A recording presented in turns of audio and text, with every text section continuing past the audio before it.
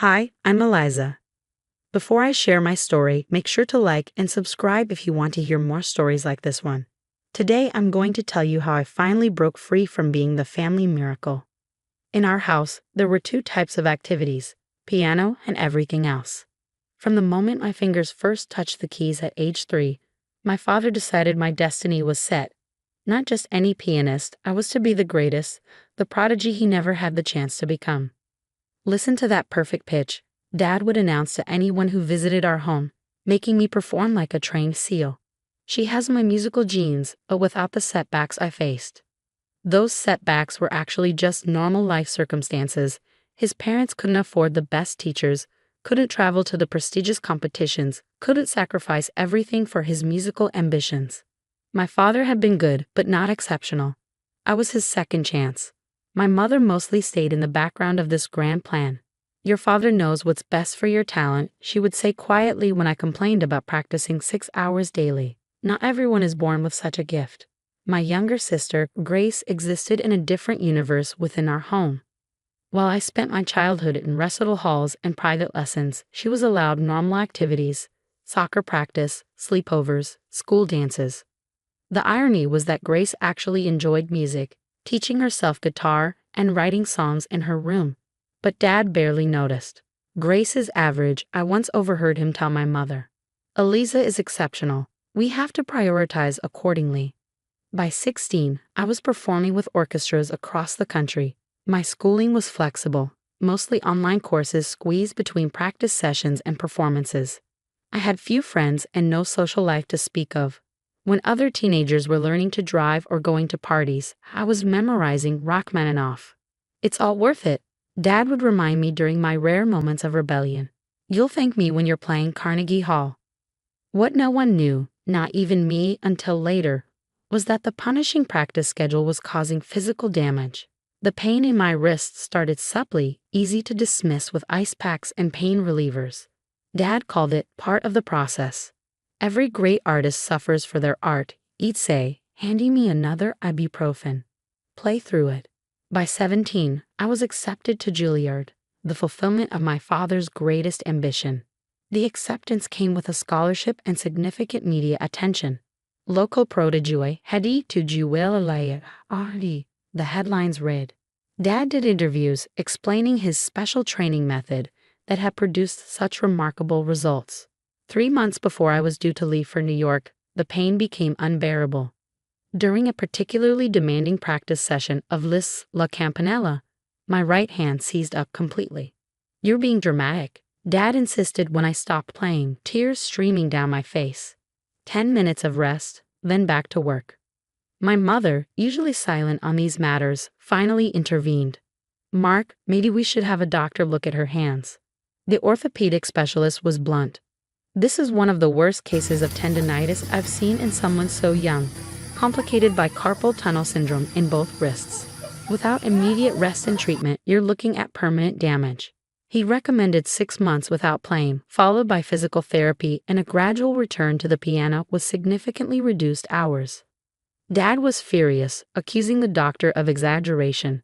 "We'll get a second opinion," he fumed as we left the office. The second and third opinions were the same. One specialist even suggested that without proper healing time, I might never play professionally at all. That night, I heard my parents arguing downstairs. "She can't stop now," Dad shouted. "Juilliard starts in 3 months. Do you know how rare that scholarship is?" "What good is a scholarship if she destroys her hands completely?" Mom countered. "She needs to heal. We'll find different doctors, more aggressive treatments. She can play through this." "Mark, listen to yourself. This is our daughter's future, not just as a pianist, but her ability to use her hands for the rest of her life. This is her future. Everything we've worked for." "Everything you worked for," Mom corrected. "Have you ever once asked Eliza if this is what she wants?" The question hung in the air, and I realized no one, not even me, had ever really asked what I wanted. Piano had been my entire identity for so long that I didn't know who I was without it. The next morning, Dad announced a new plan. "I found a specialist in Chicago who treats musicians. He has more progressive methods. We have an appointment next week." Dr. Michaels was different from the other doctors. His office was decorated with signed photos of famous musicians, and he spoke with absolute confidence. "We can manage this with cortisone injections and specialized braces," he said after a brief examination. "You'll need to be careful, but there's no reason to stop playing completely." Dad looked vindicated. "See, just like I said." Something felt wrong. But the other doctors said. The other doctors were being overly cautious, Dr. Michaels interrupted. "This is a common issue among serious musicians. Nothing we can't work around." Against my better judgment, I followed his treatment plan. The cortisone injections masked the pain, and the braces allowed me to play for short periods. Dad considered it a solved problem and pushed me back into a modified practice schedule. Still 4 hours daily despite the doctor's recommendation of no more than 2. 2 weeks before I was set to leave for Juilliard, Grace knocked on my bedroom door. At 15, she was everything I wasn't: confident, socially adept, with the easy sense of self that I invade. "Can we talk?" she asked, sitting on my bed. "About your hands." "What about them?" I flexed my fingers, ignoring the dull ache that never really went away. "I looked up Dr. Michaels online," she said cautiously. "Eliza, he lost his medical license in 2 states for mistreating athletes with performance injuries. He got it back on appeal, but there are a lot of complaints. Former patients with permanent damage." My stomach dropped. "How do you know this?" "Because unlike Dad, I actually care what happens to you beyond how well you can play piano." She handed me her laptop with multiple browser tabs open: medical board complaints, news articles, forum posts from former patients. "Dad must not know," I whispered. Grace's expression hardened. "He knows. I showed him 3 days ago. He said the complaints were from unmotivated patients who didn't follow treatment plans correctly." That night, I couldn't sleep. Everything I'd been pushing away came rushing forward: the constant pain, the lonely childhood, the question my mother had asked: what did I want? The next morning, I called Juilliard and deferred my enrollment for 1 year, citing medical reasons. When I told my father, he exploded. "This is the opportunity of a lifetime. You don't defer Juilliard." "My hands need time to heal properly," I said firmly, surprising myself with my resolve. "I can't start school like this." "We have treatments," Dr. Michaels said. "Dr. Michaels is under investigation in multiple states." I interrupted. "I know you looked him up. I know you chose him anyway." Dad's face flushed. "Those complaints are meaningless. He understands what's at stake for serious musicians." "No, Dad. You understand what's at stake for you. This was never about my music. It was about your music, your failed career." The silence that followed was deafening. Finally, he spoke in a low, dangerous tone. "After everything I've sacrificed for you, this is how you repay me? By throwing away your gift." "I'm not throwing away anything. I'm trying to save my hands. If you defer Juilliard, don't expect me to support you. Not financially, not otherwise." I looked at my father, really seeing him for the first time, not as the devoted mentor he pretended to be, but as the man who would sacrifice his daughter's well-being for vicarious glory. "Fine," I said quietly. What followed was the hardest year of my life. I moved in with my mother's sister while my parents' marriage imploded. My father's carefully cultivated image as the devoted parent of a prodigy crumbled as the truth emerged about my injuries and his knowledge of Dr. Michaels' reputation. I found a legitimate hand specialist who developed a real treatment plan. The diagnosis was sobering. "With proper rest and rehabilitation, you can likely play again, but not at the intensive level you're used to. A professional career that demands 8-hour practice days would almost certainly lead to debilitating permanent injury." For the first time in my life, I had to figure out who I was beyond a piano prodigy. I enrolled in regular classes at the local high school, made friends, and discovered I had interests beyond music, literature, psychology, even science. My hands slowly improved with proper treatment, though the specialist warned I would always need to be careful.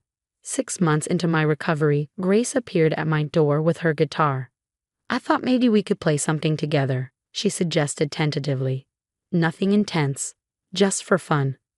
Fun wasn't a word I associated with music anymore, but I agreed. We started with simple pieces, me playing gentle chords while she played melody and sang. To my surprise, I found myself enjoying it. Music without pressure, without expectations, just the joy of creating something beautiful with my sister. As the year progressed, I made my decision. I called Juilliard and declined my place permanently. What will you do instead? My mother asked when I told her. I've applied to several universities for music therapy, I explained. I can still use my musical knowledge, but in a way that helps others and won't destroy my hands. Dad refused to speak to me for months after my decision. When he finally did, it was with cold formality. You're throwing away exceptional talent for mediocrity, he said. I can't support that choice. I'm choosing a life where I can still play music when I'm 40. I replied. Where I can use music to help people heal instead of hurting myself. That's not mediocrity, it's wisdom. 3 years later, I was thriving in my music therapy program when I received an unexpected call from Grace. Dad's organizing a special concert, she said. Former students, local talents, he's calling it Celebration of Piano Excellence. He wants you to perform. I almost laughed. Is he serious, after everything? I think it's his way of trying to reconnect, Grace suggested. He's been different since Mom left. Quieter, maybe even reflective. Against my better judgment, I agreed to play one piece. I chose Debussy's Clair de Lune, technically within my capabilities now, beautiful without being punishingly difficult.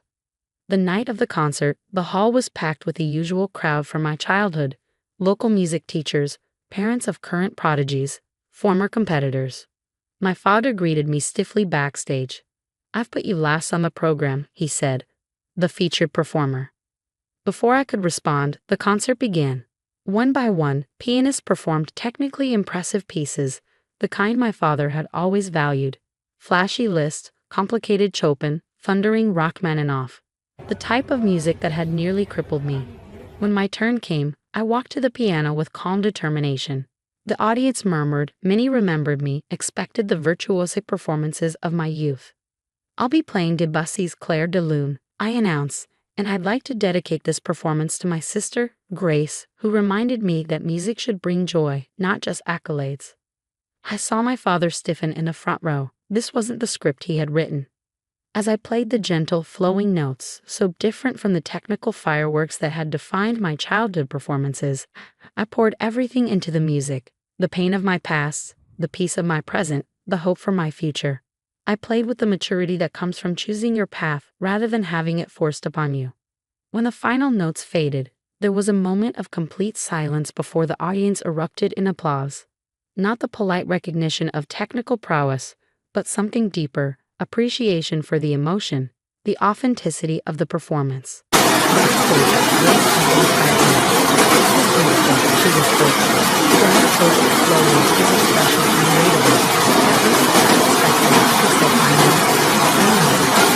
could have played something new, substantial.